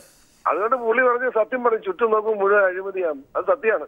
പുള്ളിക്ക് പറയാം പുള്ളി അഴിമതിയാണ്. അല്ല, ഇപ്പോഴും KM മാണിയുടെ സമ്മർദ്ദത്തിന് അനുസരിച്ചാണ് കാര്യങ്ങൾ നീങ്ങുന്നത് എന്നുള്ള അവസ്ഥയാണ് ഇപ്പോഴും UDF ഗവൺമെന്റിൽ നിലനിൽക്കുന്നത്. ഞാൻ ചോദിക്കട്ടെ, ഉമ്മൻചാണ്ടി പറഞ്ഞ മാണിക്കെതിരെയുള്ള അന്വേഷണം അത് ഇച്ചേറെ കുഴപ്പമുണ്ടെന്ന്, അതായത് രമേശ് ചെന്നിത്തല അതിനകത്ത് വെള്ളം ചേർക്കുന്നല്ലേ പറഞ്ഞേ. അത് പറഞ്ഞ മുഖ്യമന്ത്രി എന്തിനാണ് രമേശ് ചെന്നിത്തല ആഭ്യന്തരമന്ത്രിയായിട്ട് വെച്ചോണ്ടിരിക്കുന്നത്? കേരള കോൺഗ്രസിന്റെ പേരിൽ കുറെ MLA-മാര് തൊപ്പിയന്മാര് നടപ്പുണ്ടെന്ന് ഇവിടെ അവന്മാരൊന്നും കണ്ടില്ല. ഇത് ഉമ്മൻചാണ്ടിയല്ലേ പറഞ്ഞത്. ഞങ്ങൾ MLA-മാരെല്ലാം കൂടെ PJ-യുടെ നേതൃത്വത്തിൽ ബഹുമാനപ്പെട്ട മുഖ്യമന്ത്രിയെ കണ്ടല്ലോ, ഞങ്ങളുടെ മാണി സാറിനെ രക്ഷിക്കണമെന്ന് പറഞ്ഞ് കണ്ടില്ല. അപ്പൊ എന്താ മുഖ്യമന്ത്രി പറഞ്ഞത്? ഒരു പ്രശ്നമില്ല, കേസ് ഞങ്ങൾ നോക്കിക്കോളാന്ന് പറഞ്ഞു. അത് കഴിഞ്ഞ് ആഭ്യന്തരമന്ത്രിയൊക്കെ കണ്ടേക്കാൻ പറഞ്ഞു. നേരെ താഴെ ഞങ്ങളെല്ലാം കൂടെ ആഭ്യന്തരമന്ത്രി അടുത്തോട്ടിരുന്നു. അപ്പൊ അങ്ങനെ പറഞ്ഞ് ഒരു പ്രശ്നമില്ല, ഞങ്ങൾ തീർത്തണം, പക്ഷെ ഒരു ക്വിക്ക് വെരിഫിക്കേഷൻ കഴിയട്ടെ എന്ന്. ക്വിക്ക് വെരിഫിക്കേഷൻ അല്ല ശ്രീ PC ജോർജ്, ഒന്ന് ഇടപെട്ടൊരു ചോദിച്ചോട്ടെ. താങ്കളുടെ ഒരു പ്ലാൻ അല്ലെങ്കിൽ ആ ഒരു ചിന്തിച്ചതുപോലെ, ആലോചിച്ചതുപോലെ, പ്രതീക്ഷിച്ചതുപോലെ നടക്കുന്നില്ല എന്നുള്ളൊരു അവസ്ഥ നിലനിൽക്കുന്നില്ലേ? പ്രത്യേകിച്ചും ഭരണമാറ്റം അല്ലെങ്കിൽ ഈ ഇത്രയും അഴിമതി നിറഞ്ഞ, നമുക്കറിയാം ഇപ്പോൾ 4 വർഷത്തെ ഭരണ നേട്ടം ഇപ്പോൾ പ്രകീർത്തിച്ചുകൊണ്ടിരിക്കുന്നു. 5ാം വർഷത്തിലേക്ക് കടക്കുന്നു. 2 ദിവസത്തിനകം രാഹുൽ ഗാന്ധി ഇവിടെ വരാൻ പോകുന്നു. നമുക്ക് ഓർമ്മയുണ്ട്, സോണിയാഗാന്ധിയെ കൊണ്ടുവന്ന് ഇവിടെ വലിയ ആഘോഷമായി കൊണ്ടുവന്ന ഭൂരഹിത കേരളം പദ്ധതി ഇപ്പോൾ എവിടെ എത്തി നിൽക്കുന്നു? ഇവര് പറഞ്ഞ് ഏതെങ്കിലും നടപ്പായോ? ഇപ്പൊ വിഴിഞ്ഞത് എത്ര ആയിരം, 4000 കോടി രൂപ അഴിമതിയാണ് മിനിമം നടക്കാൻ പോകുന്നത്. ഈ രാജ്യത്ത് കൊള്ളയടിച്ച് കൂട്ടുകല്ലേ. എന്നിട്ട് എന്താണ് പറയുക, എന്ത് നേട്ടം ഈ ഗവൺമെന്റിനെ പറ്റി പറയാനുള്ളത് എനിക്കറിയില്ല. ഇപ്പൊ രാഹുൽ ഗാന്ധി വന്നവനെ പറഞ്ഞു, രാഹുൽ ഗാന്ധിക്ക് രക്ഷയില്ല. അപ്പൊ രാഹുൽ ഗാന്ധി വന്ന കേരളത്തിൽ രക്ഷ എനിക്ക് മനസ്സിലായില്ല. തിരിച്ചു വരാം. ശ്രീ ഫക്രുദ്ദീൻ, UDF ജാഥ പ്രഹസനമായി പോകുമെന്ന് ആണ് ലീഗിന്റെ ഒരു വിഷമം ഉണ്ടായിരുന്നത്. പ്രത്യേകിച്ച് ഇങ്ങനെ കോൺഗ്രസിലെ നേതാക്കൾ തന്നെ അന്യോന്യം വെട്ടി നിരത്തുന്നു. അങ്ങനത്തെ ഒരു സാഹചര്യം. അവർ AK ആന്റണി വന്നൊരു അഴിമതിയെക്കുറിച്ച് പറയുന്നു, VD സതീശൻ മറ്റൊന്ന് പറയുന്നു, KC ജോസഫും മറ്റുള്ള ആളുകളും അതിനെ എതിർത്ത് പറയുന്നു. ഇപ്പോൾ മായിൻ ഹാജി പറയുന്നു അതെല്ലാം പരിഹരിക്കപ്പെട്ടു എന്ന്. അല്ല, ലീഗിൻ്റെ ഒരു പരിപാടി ഈ ഉഡായ്പകളുടെ മാണിയും ലീഗെന്ന് വെച്ചാൽ ഉഡായ്പുള്ള ആശാന്മാരാണ്. കാരണം എന്ന് വെച്ചാൽ ഞങ്ങൾക്ക് ഇതിലൊന്നും പങ്കില്ല, ഇത് കോൺഗ്രസിൻ്റെ പ്രശ്നമെന്ന് പറഞ്ഞുകൊണ്ട് എല്ലാം കോൺഗ്രസിൻ്റെ തലയിൽ അടിച്ചേൽപ്പിച്ചുകൊണ്ട് സ്വയം രക്ഷപ്പെടാനുള്ള സംഭവം ഒരു വഴിയാണ് ലീഗ് അന്വേഷിച്ചുകൊണ്ട്. ഇന്ന് ലീഗിൻ്റെ പ്രസ്താവന ആ രീതിയിലാണ് നമ്മൾ കാണേണ്ടത്. കാരണം നേരത്തെ നിങ്ങൾ തന്നെ ചൂണ്ടിക്കാണിച്ച പോലെ അഞ്ചാം മന്ത്രി തൊട്ടിട്ട് ഇന്ന് ഈ പറയുന്ന SSLC മാർക്ക് ദാനം ഉൾപ്പെടെയുള്ള വിഷയങ്ങൾ ഈ ഗവൺമെൻറ് ഏറ്റവും കൂടുതൽ അപകടത്തിലാക്കിയത് ഈ ലീഗാണ്. പിന്നെ രണ്ടാമത്തെ കാര്യം, കേരളത്തിലെ മുസ്ലിങ്ങളുടെ മൊത്തം ചുമതലയൊന്നും ഈ മാൻ ഹാജി ഏറ്റെടുക്കേണ്ട NDF തന്നെ ഏറ്റെടുക്കുക. അവിടെ വലിയൊരു ജനവിഭാഗം മുസ്ലിങ്ങളുടെ ഇടതുപക്ഷ അനുഭാവികൾ കൂടിയാണ്, അല്ലെ കോൺഗ്രസ്സുകാരാണ്. ഒന്നാമത്തെ കാര്യം. രണ്ടാമത്തെ കാര്യം, ഗണേഷ് ഇദ്ദേഹം പറഞ്ഞത് ഞാൻ കൈരളി ചാനലും മറ്റേതും AKG സെന്ററിന് പുറത്ത് കാണുന്നില്ല എന്നല്ലോ. ഇദ്ദേഹം ആ ലീഗ് ഹൗസിന്റെ പുറത്ത് കേരളം കണ്ടിട്ടില്ല. അതുകൊണ്ടാണ് ഗണേശിനെ കണ്ട് വലിയ ആരോപണമാണ് ഇദ്ദേഹത്തിന്റെ മന്ത്രിയായ കുഞ്ഞാലിക്കുട്ടിയെ പറ്റി മുമ്പുണ്ടായത്. അതെങ്ങനെയാണ് ഒതുക്കി തീർത്തതെന്നൊക്കെ ഇവിടെ നാട്ടുകാർക്ക് മൊത്തം അറിയാം. പിന്നെ ഈ BS അച്യുതാനന്ദന് മുസ്ലിം വിരുദ്ധതയെ പറ്റി പറയുന്നു. ഇവിടെ RSSനോട് ആഭിമുഖ്യം പുലർത്തിയിരുന്ന അക്കിത്തത്തിന് ബേബി ഒരു അവാർഡ് കൊടുക്കാൻ നോക്കിയ സമയത്ത് അയാൾക്ക് ചില പ്രശ്നങ്ങളില്ല, അയാൾ RSS അല്ലെന്ന് ചോദിച്ചാൽ ആരറിയോ? ഈ പറഞ്ഞ ആന്റണിയോ അല്ലെങ്കിൽ ഈ പറഞ്ഞ ഉമ്മൻചാണ്ടിയോ എന്നല്ല, VS അച്യുതാനന്ദനെ ചോദിച്ചത്. VS അച്യുതാനന്ദന് കമ്മ്യൂണിസ്റ്റ് എവിടെ തെറ്റ് കണ്ടാലും ചൂണ്ടിക്കാണിക്കും. പിന്നെ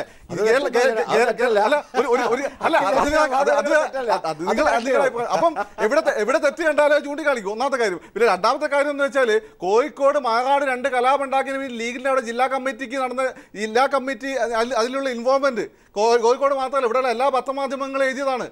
അപ്പം അതിന് കേരളത്തെ കമ്മ്യൂണലൈസ് ചെയ്ത ആരാ?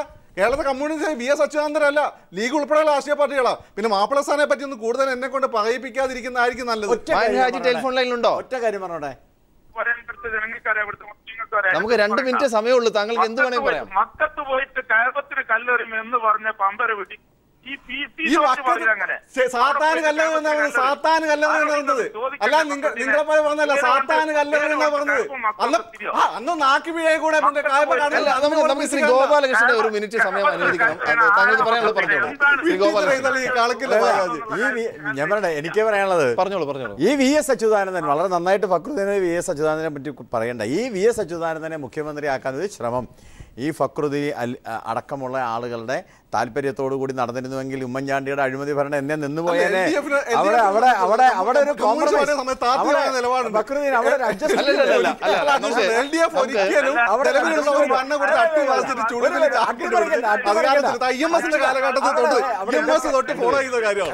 ഇവിടെ ഇതൊക്കെ അച്യുതാനന്ദൻ നല്ല ആളാണ് എന്നൊക്കെ പറയുമ്പോ ഞാൻ അച്യുതാനന്ദൻ ഒന്ന് കേൾക്കാം. മൈൻ ഹാജി പറഞ്ഞോളൂ, നമ്മുടെ സമയം അവസാന ഘട്ടത്തിലാ.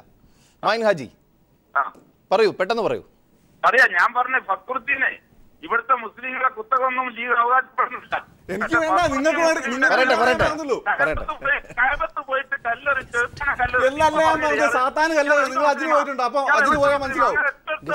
മുസ്ലിം ലീഗ് വേണ്ട, ഇത് സ്വീകരിക്കില്ല. കയപത്തുമല്ലാരും കല്ലെറിയോ? എവിടുന്ന് മുസ്ലിം പേരിട്ട് എന്നുള്ളതുകൊണ്ട് അംഗീകരിക്കാം. കയപത്ത് ആരാ കല്ലെറിയിൽ? കയപത്ത് അല്ലല്ല, നമുക്ക് ഈ ചർച്ച ഇപ്പോൾ ഇവിടെ അവസാനിപ്പിക്കേണ്ട സമയമായിരിക്കുന്നു. നമ്മുടെ ഈ ചർച്ച അവസാന ഘട്ടത്തിലാണ്. ഞാൻ പറയട്ടെ, ഒന്ന് അവസാനിപ്പിക്കട്ടെ, ഒന്ന് സമ്മപ്പ് ചെയ്യട്ടെ. നന്ദികേട് കാണിച്ചു എന്ന് മാത്രമേ പറയുള്ളൂ കോൺഗ്രസ്സുകാർ. നിങ്ങൾക്ക് ഇപ്പോഴും മനസ്സിലാവില്ല ശ്രീ മൈൻഹാജി, കുറച്ചുകൂടി കഴിയണം. ഇപ്പോൾ ഗൗരിയമ്മ നന്ദികേട് കാണിച്ചു, MV രാഘവൻ നന്ദികേട് കാണിച്ചു, വീരേന്ദ്രകുമാർ നന്ദികേട് കാണിച്ചു, കുഞ്ഞാലിക്കുട്ടി മൈൻഹാജി നന്ദികേട് കാണിച്ചു എന്ന് പറയുന്നത് വരെ കാത്തിരിക്കാം.